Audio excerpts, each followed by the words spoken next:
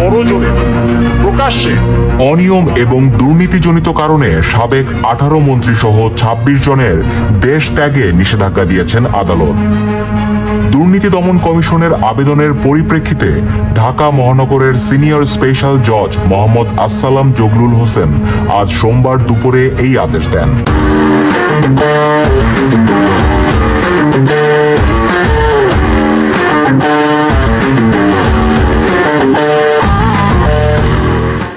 26 জনের মধ্যে সাবেক 9 জন মন্ত্রী হলেন হাসান মাহমুদ, ইমরান আহমেদ, টিপু মুন্সি, তাজুল ইসলাম, আনিসুল হক, ফরিদুল হক খান, হাসানুল হক ইনু, গোলাম দস্তগীর গাজী ও আনোয়ার হোসেন মঞ্জু।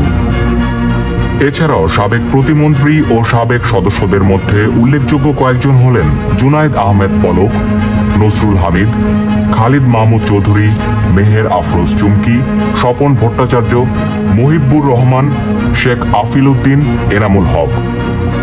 দুদকের আবেদনে বলা হয়েছে সাবেক মন্ত্রী, প্রতিমন্ত্রী ও সংসদ সদস্য সহ 26 জন দেশ ছেড়ে পালিয়ে যেতে পারেন, তাই তাদের দেশ ত্যাগে বাধা দিতে ভ্রমণ নিষেধাজ্ঞা প্রয়োজন।